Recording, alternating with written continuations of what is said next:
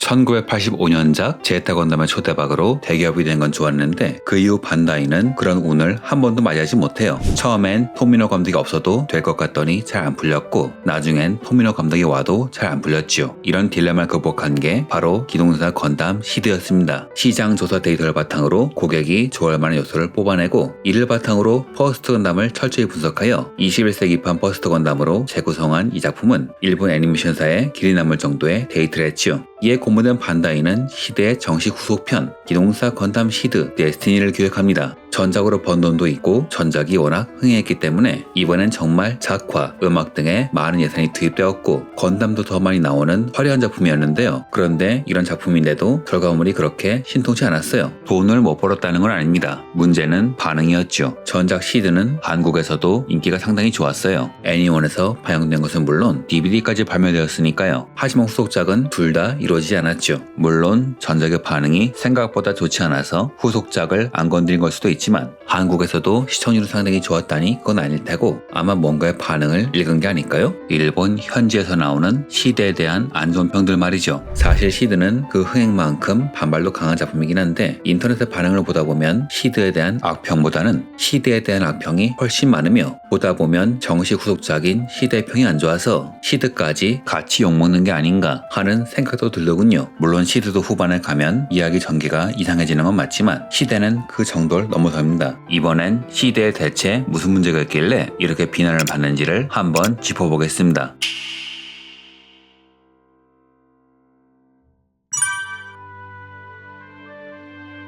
이 작품은 전작의 2년 뒤를 그린 작품이라 새로운 주인공이 스토리를 이끌어 나감에도 불구하고 전작의 인물들이 많이 등장합니다. 왜 하필 2년 뒤인가? 전작 시드는 퍼스트 건담을 21세기 방식으로 다시 만든 것이죠. 시대도 마찬가지예요. 즉 21세기판 제타 건담으로 만든 겁니다. 그런데 차이가 있어요. 시드는 전체적인 얼개가 퍼스트 건담과 흡사합니다. 주인공이 우연히 건담을 타고 사막에서 인생의 멘토 만나면서 한층 성장하고 최종전에선 비틀병기에 쓰는 가면남과 싸우며 마지막에는 머리를 잃어버린 건담을 떠나 자신을 기다리는 친구의 품으로 향하죠. 보시다시피 전체적인 전개가 비슷합니다. 하지만 시대는 후반부의 스토리 전개가 제타 건담과는 판이하게 달라요. 물론 결과물이 좋았다면 별 말이 없었겠지만 참으로 안타깝게도 결과는 그렇지 않았죠. 이거보다 더한 막장은 없을 거라는 심리적 안정선을 만들었다는 평가까지 나왔으니까요. 그리고 이 평가는 전작인 시대에도 영향을 주었습니다. 전작보다 더 많은 자원과 인력을 투입한 작품인데 대체 뭐가 문제였을까요?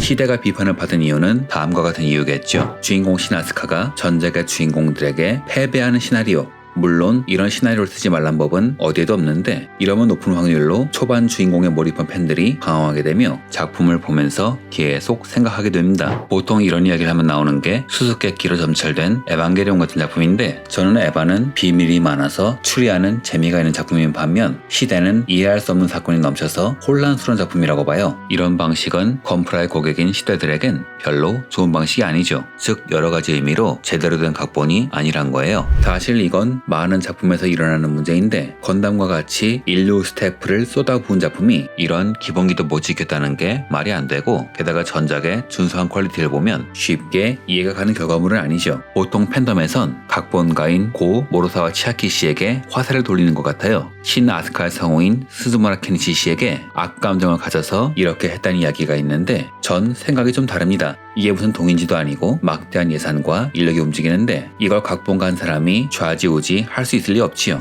오히려 과거 건담들의 사례를 잘 들여다보면 감독이나 각본가는 파리 목숨 아닌가요? 아니 어떤 작품이든 스폰서의 힘이 제일 강하며 이외로 감독, 각본가는 스폰서가 쉽게 갈아치울 수 있습니다. 만약 그들에게 문제가 있었다면 신작에 갈렸겠죠. 과거의 건담들이 그랬던 말이죠. 물론 감독과 각본가가 책임이 아예 없는 건 아닙니다. 하지만 작품의 완성도에 대한 모든 책임을 지우는 건 좀 아닌 것 같아요.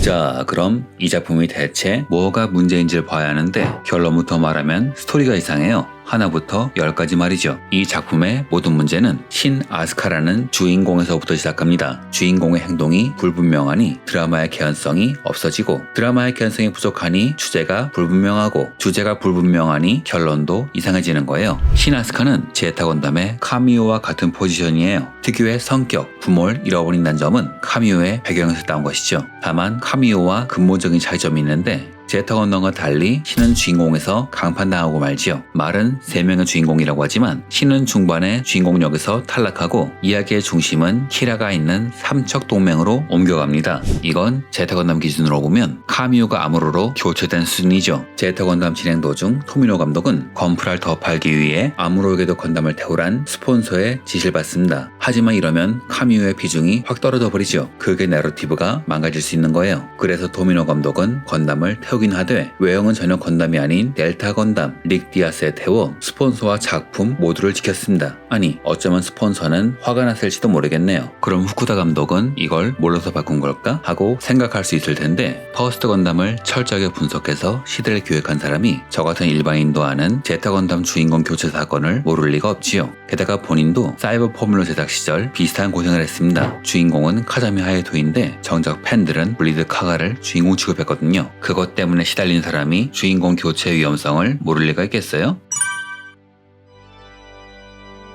제 사견이긴 한데, 시대 방영 전에 나온 여러가지 잡지 기사 그리고 이후에 나온 여러가지 인터뷰를 보면 원래 처음부터 주인공 교체를 기획한 건 아닌 것 같아요. 우선 초기 홍보물에는 주인공 소개란에 신만 있었지만 방송을 시작하면서 여러 홍보물에 2명의 주인공, 또 1명의 주인공 키라 야마토, 신, 키라, 아스란의 3파전 이야기 등등의 문구가 등장합니다. 이건 처음엔 신만 기획했다가 나중에 키라까지 넣어서 더블 주인공 체제로 한번 바꾸고, 그 다음엔 어떤 의미에선 키라보다 인기 있는 또 하나 주인공인 아스란까지 넣어서 3명의 주인공으로 만들었다고 봐도 무리수가 없어요. 시나리오 교체의 흔적은 그 외에도 있습니다. 방영 초기에 후쿠다 감독은 이 작품은 어째서 전쟁이 일어나는가에 대한 이야기라고 하지만, 방송 종료 이후에는 아이들이 엄격한 현실에서 어떻게 생존 경쟁을 하고 적응하느냐에 대한 이야기라고 말을 바꾸죠. 이 말을 제 방식대로 해석을 해보면 초기 기획은 신이 가족을 잃어버리는 과정, 그리고 복수기가 되어 전쟁에 몸을 던지는 과정을 그리면서 전쟁은 또 다른 전쟁을 낳는다 란 이야기를 그리려고 했지만, 나중에 모종의 사유로 더블, 트리플 주인공 체제가 되면서 전쟁에 휘말린 아이들의 삶을 그리는 걸로 바뀌었다고도 볼 수 있겠죠. 물론 제타 건담의 테마가 왜 전쟁은 반복되는가 였음을 감안하면 전쟁에 휘말린 카미오가 시대의 흐름을 극복하지 못하고 장렬히 산화하는 이야기라는 걸 감안하면 시대가 제타 건담과 같은 이야기를 했다고도 볼 수 있겠죠. 다만 제타 건담의 카미오가 전장을 헤쳐나가면서 정신적 성장과 퇴보를 반복하는 지극히 인간다운 복합적인 성장을 보여줬다면, 신은 초반엔 나름대로 성장을 하는 건지 성질을 부리는 건지 갈팡질팡하더니 중반에서 키라의 프리덤을 격침시키면서 한층 성장하는 것 같지만, 이후엔 갑자기 주인공이 키라와 아스란으로 바뀌면서 결국 성장하지 못한 미숙한 주인공으로 남아요. 오히려 키라와 아스란이 얼마나 성장했는지 대비적으로 보여주는 비교 대상으로 전락하면서 말이죠. 물론 이것만 가지고 작품을 뭐라 할 순 없어요. 문제는 이야기가 무너졌다는 겁니다.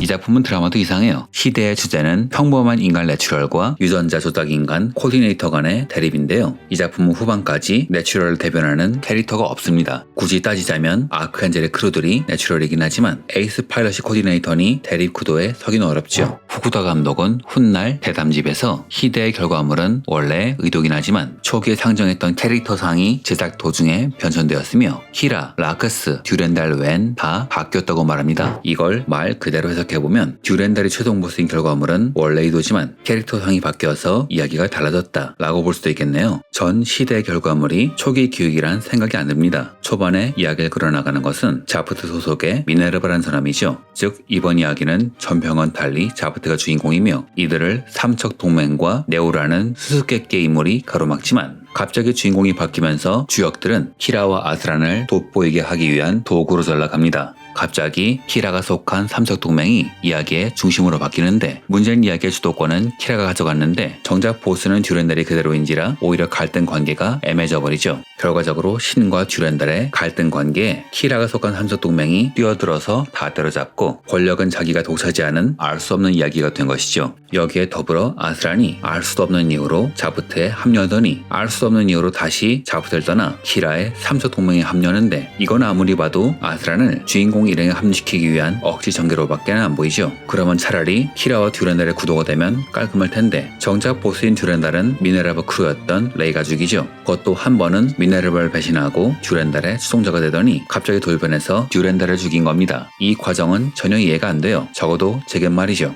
사건이 하나 일어날 때마다 이유를 고민하게 만드니 작품에 집중을 할 수가 없습니다. 드라마가 죄다 이런 식이니 이야기는 힘을 잃고 결국 신은 주인공에서 끌려나와 진 주인공을 돋보이게 하기 위한 도구로 전락하죠. 일반적인 극의 흐름을 깨는 이런 전개, 작품의 드라마, 주제가 지적받는 이유입니다. 물론 이야기가 엉망이라도 눈요깃거리가 있다면 이야기를 별로 중시하지 않는 서양권에선 나름 수요가 있겠지요. 그런데 이 작품은 바로 그 눈요깃거리도 지적을 받고 있어요. 분명히 전작보다 돈을 더 많이 쓴 건 맞는데 뱅크샷 만들어놓는 장면을 돌려쓴 게 너무 많습니다. 2011년 5월 8일 로보트 플러스 원에서 개최된 행사에서 당시 프로듀서이자 현 반다이 남코 픽처스의 사장인 사토 히로유키가 한 말에 의하면 50화에서 쓰인 작화 수가 무려 4,800매라고 하죠. 말 그대로 당대 최고의 예산을 돌린 게 사실인 겁니다. 즉 돈은 있는 대로 들였는데 시나리오는 무너지고 작화는 뱅크샷으로 도배가 된 데다 중간에 총지편까지 들어갔다? 보통 총지편은 일정이 펑크나 스타일 편성하죠. 지금까지의 이야기를 돌아보면 모종의 사유로 이야기를 뒤집어 엎어야했는데 시드와 시대의 관영 기간은 고작 13개월 차이였을 뿐이라 가뜩이나 모자란 시간이 더 모자랐고 이로 인해 스케줄이 파탄나는 바람에 결국 제대로 각색을 못한 채 제작을 억지로 진행했다. 이런 흐름으로 보입니다. 이 과정에서 주인공이 중반에 탈락하고 제대로 성장하지 못해서 전쟁 드라마가 무너진 거고요. 그럼 이쯤에서 또 하나의 의문이 생기는데 왜 막대한 예산에 업계 인류만 모아 만드는 건담이 심지어 전작을 멀쩡하게 뽑아낸 사람들로 만들었는데 왜 이렇게 결과물이 엉망이냐는 것이죠. 이번 영상에서는 왜 시대가 비난받는지를 이야기해 봤습니다. 다음에는 그 원인을 개인적으로 추정해보는 영상이 이어지니 영상이 좋으셨다면 구독, 좋아요 부탁드립니다.